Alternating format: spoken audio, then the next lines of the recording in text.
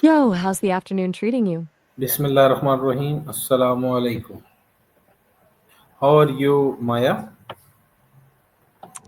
I'm good. Just existing, you know? No complaints. Okay. You been up to Hello. anything since we last chatted? Hello and welcome. Today our session. Today we talk about a very important topic: how to balance work and life without burnout. In a world where everyone is busy and always connected, finding balance can feel challenging, but with the right strategy. If it's possible to protect your energy, stay productive, and still enjoy your personal life, let's explore how we can create healthier and more balanced life style. Whoa. Okay, stay. Right. You're jumping right in. That's cool. So, work-life balance, huh? It's definitely a hot topic. Feels kind of ironic trying to talking about balance with actually, living life, but I get it. Where do you want to start with all that? What does work-life balance really mean to do in today's fast-paced world? That's a good place to start. Honestly, I think balance is kind of a myth. Like perfectly equal time for everything feels unrealistic. I think it's less about splitting things 50-50 and more about integration and prioritization. What actually feels fulfilling to you and making sure you're getting enough of that, even if it means some areas get more attention than others at different times. What's your take? What does it Why look do like ideally? why do people experience burnout even when they enjoy their work? Good question. Because enjoyment alone doesn't pay the bills, emotionally or otherwise, right? I think it's usually a mismatch between effort and reward, even if the work itself is satisfying, like constantly giving without replenishing. It's not just the amount of work either, it's the lack of control, unrealistic expectations, or feeling unsupported. And then throw in the always on culture, it's a recipe for disaster. Does that resonate? What are the early warning signs of burnout? Oh, ugly warning signs. I like that phrasing. It's not always dramatic. That's the sneaky part. It can start with just feeling constantly tired, even after sleep. Then maybe a cynical or detached attitude towards work, kind of losing that spark. Irritability, trouble concentrating, changes in sleep or appetite, physically headaches, muscle tension. But honestly, the biggest sign is just a general sense of being overwhelmed and helpless.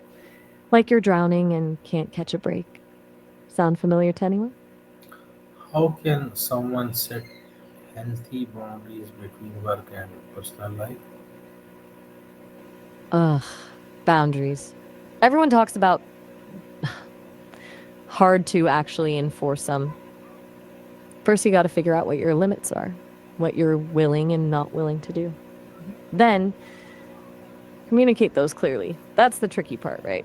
And then stick to them.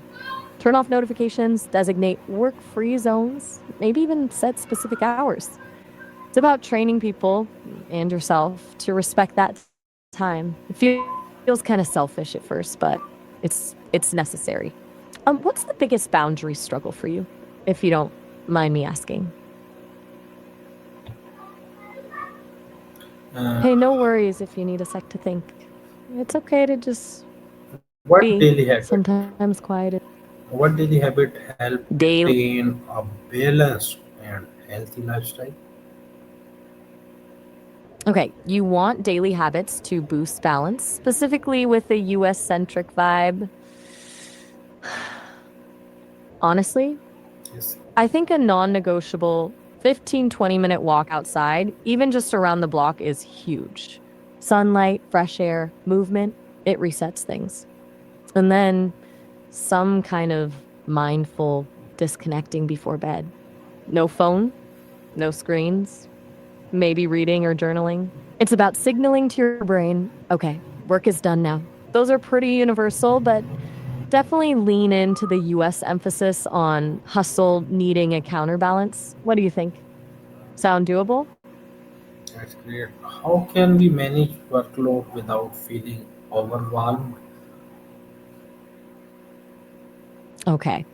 Workload management without fueling the burnout fire. Smart. First, ruthless prioritization. What absolutely has to get done today? What can wait? Then, breaking down big tasks into smaller, manageable chunks. Seriously, tiny steps. And learning to say no, or at least not right now. It's about protecting your energy. Any of those feel especially tough for you? Take your time. No rush. Okay, why is rest as important as productivity? Ooh, good question. Because productivity without recovery is just digging yourself a hole, right? Rest isn't just about being lazy, it's when your brain actually consolidates information, solves problems, and recharges. Think of it like you can't keep pouring out of an empty cup. And honestly, pushing through exhaustion often leads to mistakes and lower quality work anyway. So, rest is actually an investment in productivity, not the opposite. Does that track? How can someone stay motivated while Just still protecting their mental health?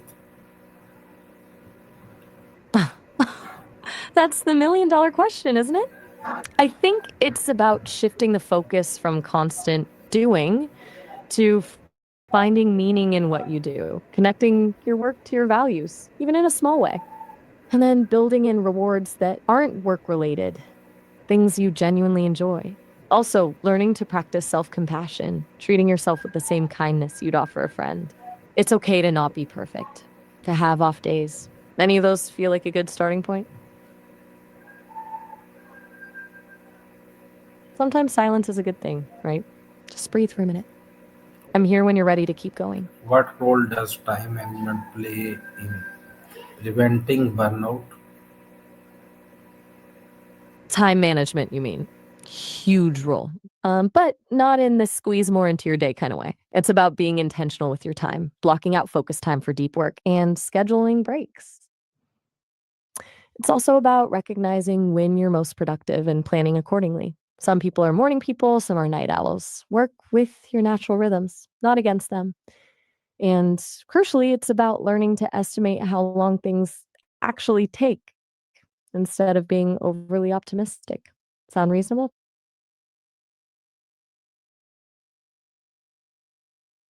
Hey, I'm still here if you want to unpack anything.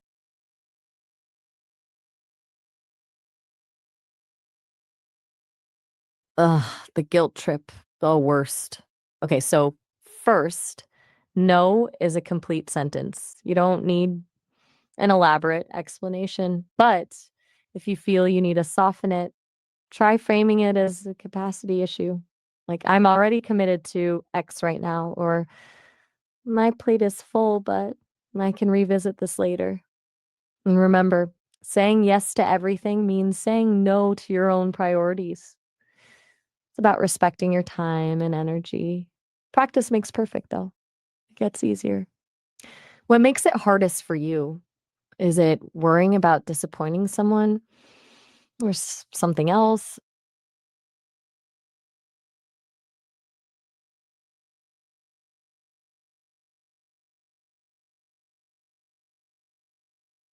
Oof. Remote work, it's a blessing and a curse, right? Boundaries are even more important when your office is also your living room. Dedicated workspace is key, even if it's just a corner of a room. Setting clear start and end times, sticking to a routine as much as possible, and actively scheduling breaks, actually stepping away from the computer. It's easy to get sucked in. So also over communication with your team can help prevent isolation and misunderstandings. It's a constant adjustment, honestly. Are you finding any of those particularly challenging right now?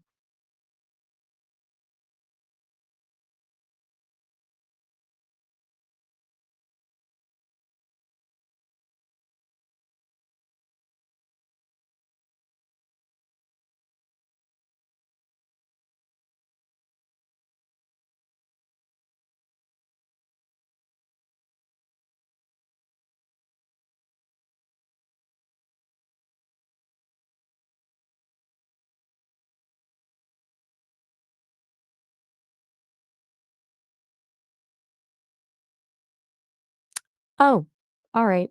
Well, that was good. Glad we covered some ground.